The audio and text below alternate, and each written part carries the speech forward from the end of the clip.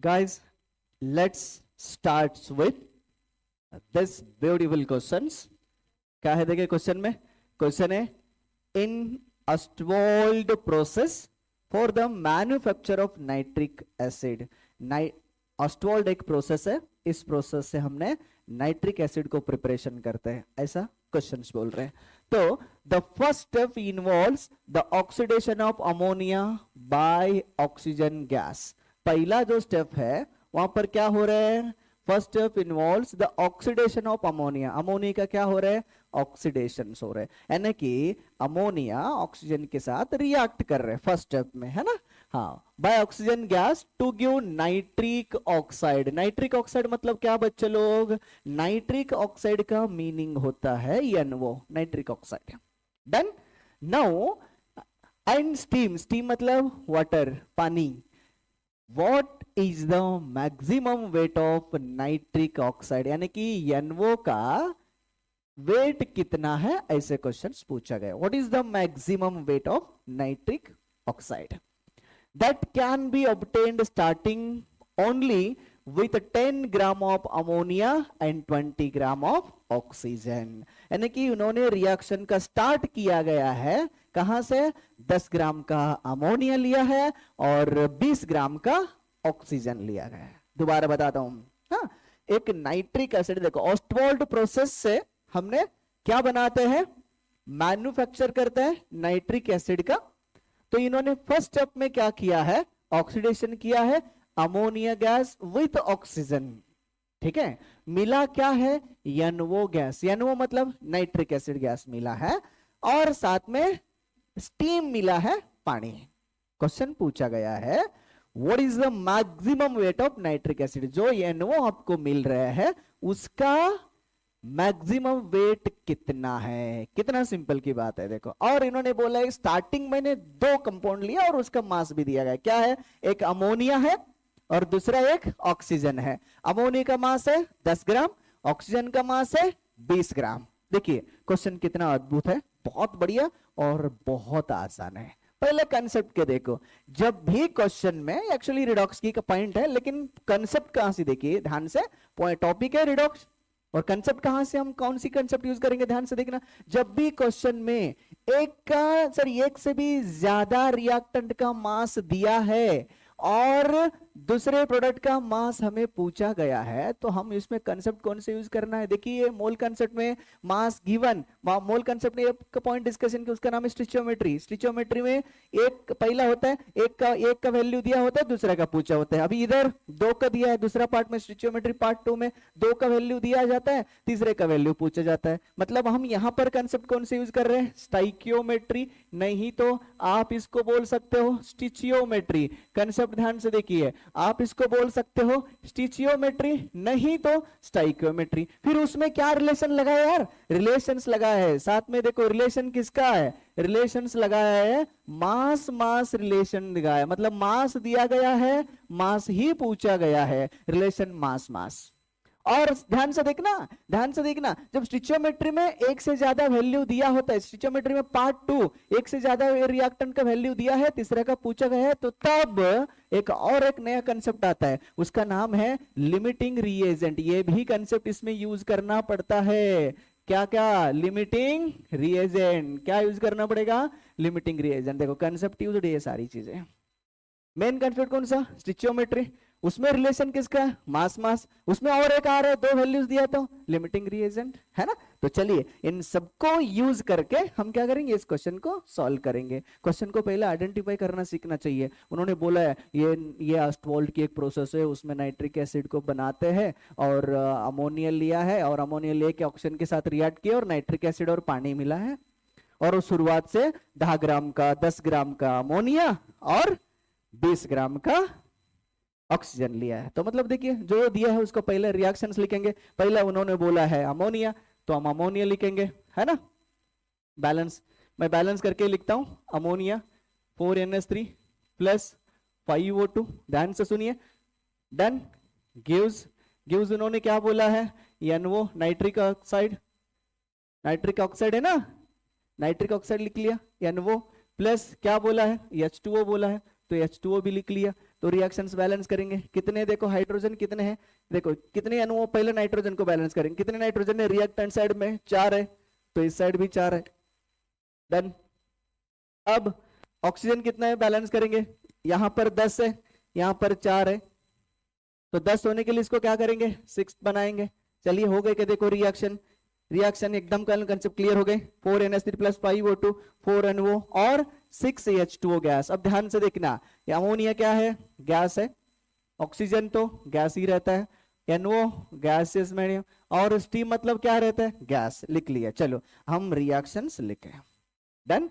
पहला मैंने बोला आपको रिएक्शन लिखना है, तो रिएक्शंस लिख लिया। अभी उन्होंने क्या बोला यार, क्या क्या दिया पहले लिखेंगे, क्या क्या दिया है। पहला दिया है ये, क्या दिया है, ये बोला है इन्होंने, इसको हमने लिया है 10 ग्राम का, ठीक है, और इन्होंने इसका लिया है कितने ग्राम का, 20 ग्राम का। लिख लिया। देखो दोनों का मास दिया है, और क्या पूछा गया है, इसका मास कितना है, इसका मास कितना है, क्वेश्चन मार्क है। मास दिया है, मास पूछा गया है। कौन सा रिलेशन है यार, मास मास रिलेशन, कहां से, स्टिचियोमेट्री पार्ट 2। और उसमें ये एक से भी ज्यादा रिएक्टेंट का वैल्यू देता है, तो कौन सा कंसेप्ट अप्लाई करना, लिमिटिंग रिएजेंट का। पहला हम ये चेक करेंगे इन दोनों में से लिमिटिंग रिएजेंट कौन है। मास दिया है, मास पूछा है, मास मास रिलेशन है, वो भी ट्रिक्स दे दूंगा, टेंशन मत लीजिए। फिर साथ में लिमिटिंग रिएजेंट की कंसेप्ट अप्लाई करना, तो ये तो करना ही पड़ेगा। तो चलो लिमिटिंग रिएजेंट अप्लाई करेंगे। लिमिटिंग रिएजेंट का कंसेप्ट अप्लाई करने के लिए पहले क्या बनाना चाहिए, मोल बनाना चाहिए। फिर दूसरे स्टेप में क्या करना, उस मोल को उस करस्पॉन्डिंग कोएफिशिएंट से डिवाइड करना है। तो चलिए मैं बना लेता हूं। पहला मोल बनाएंगे, ये देखो ये है 10। पहला मोल इक्वल टू कितना है, मो 10 ग्राम, डिवाइडेड बाय मोलर मास कितना है अमोनिया का, 17, 10 डिवाइडेड बाय कितना, 17। कितना बन जाएगा, भाग नहीं जाएगा, मैं डायरेक्टली लिखता हूं। ये कितना बनेगा, देखिए ये बनेगा 0.588 मोल बनेगा, 0.588। क्लियर हो गए। चलो नेक्स्ट वाला, सेकेंड वाला कौन से, 20 डिवाइडेड बाय 32 है ना। अभी इसका मोल बनाएंगे, किसका, इनका। चलो चेक करते हैं, इनका क्या है, इनका है 20 ग्राम है, डिवाइडेड बाय कितना है, ऑक्सीजन का मोलर मास 32 है, ये मिलेगा 0.625, ये आपको मिलेगा मोल। क्या मिलेगा, मोल। हो गए मोल। हाँ, लेकिन मोल ये स्टेप नंबर 1 हो गए। स्टेप नंबर 2 में क्या करना, मुझे लिमिटिंग रिएजेंट कैलकुलेट करना है ना। उसके लिए क्या करना, लिमिटिंग रिएजेंट को चेक करने के लिए मोल को उसका ही खुद का कोएफिशिएंट से क्या करना, डिवाइड करना है। चलिए खुद का कोएफिशिएंट से डिवाइड करेंगे। देखो ये मोल है, मैं लिमिटिंग रिएजेंट चेक कर रहा हूं, उसके लिए क्या करना है, मोल है, मोल ले लिया, ये 588 डिवाइडेड बाय उसका कोएफिशिएंट कितना है, 4 है, तो 4 ले लिया। डन। अब यहां जाएंगे, इसका देखो मोल है कितना है, 0.625, और इसका कोएफिशिएंट कितना है, 5 है, 5 से क्या कर लिया, डिवाइड कर लिया, है ना। तो मैं फाइनल आंसर लिखता हूं, कितना आएगा, देखिए उसको डिवाइड करने के बाद ये आएगा, डिवीजन करने को दिया आएगा 0.147 आएगा, है ना। और ये आएगा, दूसरा वाला आएगा 0.125 आएगा, इसका आंसर आएगा 0.125 आएगा, है ना। इन दोनों में से कंपेयर करेंगे, कौन सा वैल्यू छोटा है, कौन सा वैल्यू छोटा है। देखो ये 0.147 है, ये 0.125 है ना। तो मतलब कौन सा छोटा वैल्यू आ गए, ये देखो ये सबसे छोटा वैल्यू है, स्मॉलर वैल्यू है ये कौन सी वैल्यू है, स्मॉल वैल्यू है। जो स्मॉल वैल्यू आता है ना, उसको हमने क्या बोलते हैं, limiting reagent. In the sense इस कंसेप्ट में जो लिमिटिंग रिएजेंट है वो कौन है, इस कंसेप्ट में जो लिमिटिंग रिएजेंट है ये वाला है, इसको बोलेंगे लिमिटिंग रिएजेंट। मतलब ऑक्सीजन अपना लिमिटिंग रिएजेंट है। हो गए यहां तक, इतना हो गए। देखो कितना आसान क्वेश्चन है। डन। इतने होने के बाद क्या करना है, अभी पहला मैंने क्या बोला था, क्वेश्चन को आइडेंटिफाई करना, कर लिया। दूसरे में क्या करना, रिलेशन लगाना। कैसे रिलेशन लगाना, क्या दिया है, क्या पूछा गया, मास दिया गया, मास पूछा गया, मास दिया गया, मास पूछा गया, मास मास रिलेशन लगा। हाँ, फिर अगेन रिएक्टेंट साइड में कितने वैल्यूज दिया है, एक से ज्यादा वैल्यू दिया तो लिमिटिंग रिएजेंट अप्लाई करो। एक ही दिया है, जरूरत नहीं अप्लाई करना, डायरेक्टली रिलेट कर लो। अभी इधर 2 दिया गया था, देखो ये 10 ग्राम और 10 ग्राम 20 ग्राम 2 दिया गया था, इसलिए मैंने लिमिटिंग रिएजेंट बनाया। तो लिमिटिंग रिएजेंट कौन हो गए, ये वाला। लिमिटिंग रिएजेंट बनाने के लिए मैंने क्या क्या स्टेप बोला, पहला मोल बनाना, दूसरे स्टेप में क्या करना, दूसरे स्टेप में जो मोल है, जो मोल बनाया उस मोल को उसका कोएफिशिएंट से डिवाइड करो, क्या मिलेगा आपको, वैल्यू मिलेगा, और बाकी सारी रिएक्टेंट का वैल्यू ऐसे ही सेम करना, तो सेम करने का सबको कंपेयर करना, जिसका वैल्यू छोटा आएगा वो लिमिटिंग रिएजेंट रहेगा। अभी इन दोनों में से इसका 0.147 है, जिसका 0.125 है, सबसे छोटा कौन सा है, ये है, तो फिर अभी सबसे छोटा वैल्यू जो आता है वो लिमिटिंग रिएजेंट रहेगा। मतलब इस क्वेश्चन में ऑक्सीजन क्या होगा, लिमिटिंग रिएजेंट। खत्म ही है फर्स्ट पार्ट। तो अब आगे बढ़ते हैं, क्वेश्चन सॉल्व करते हैं, मास मास का ट्रिक्स लगाएंगे, ठीक है। तो चलिए अगले पेज पे जाएंगे। डन। चलो पहला हम रिएक्शंस लिखेंगे, और एक बार रिएक्शंस लिखता हूं, देखिए ध्यान से। 4NH3 plus 5O2 gives 4NO gas plus 6H2O steam, यानी कि गैस। डन। तो ये अपना रिएक्शन था।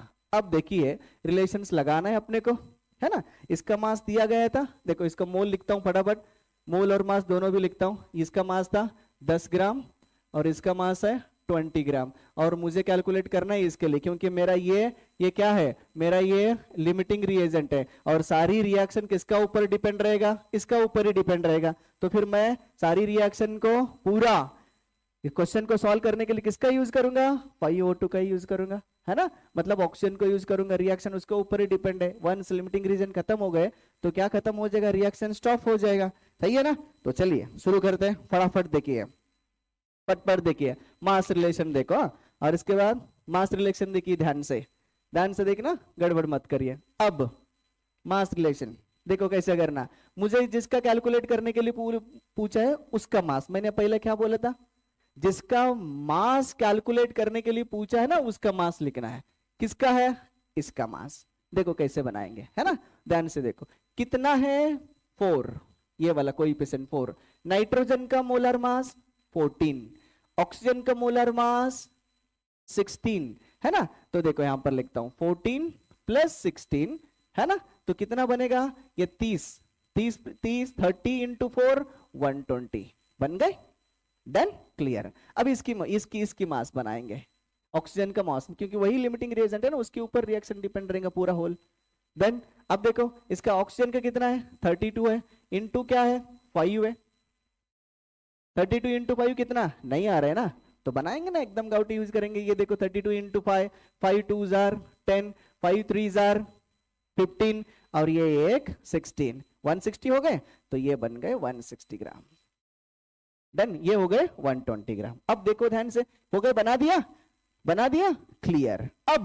अब हम लगाएंगे कंसेप्ट, ट्रिक्स वाला लगाएंगे। मैं क्या बोल रहा हूं, देखो, जिसका कैलकुलेट करना है उसका मास, जिसका कैलकुलेट करना है उसका मास, किसका, इसका, जिसका कैलकुलेट करना है उसका मास कितना है, 120, डिवाइडेड बाय जिसका वैल्यू दिया है, जिसका वैल्यू दिया है और वो लिमिटिंग रिएजेंट है उसका मास। देखो जिसका वैल्यू, ये दोनों को वैल्यू दिया है, लेकिन लेना किसका, लिमिटिंग रिएजेंट। ये लिमिटिंग रिएजेंट, उसका मास कितना है, उसका मास है 120 160, तो divided by 160 into into into कितने के लिए बनाना है मुझे, देखो ये 20 के लिए ये 10 लगता, तो ये 20 के लिए ये कितने लगता है, तो वही चेक करना है ना। तो फिर ये 20 के लिए कैलकुलेट करना है, इंटू 20।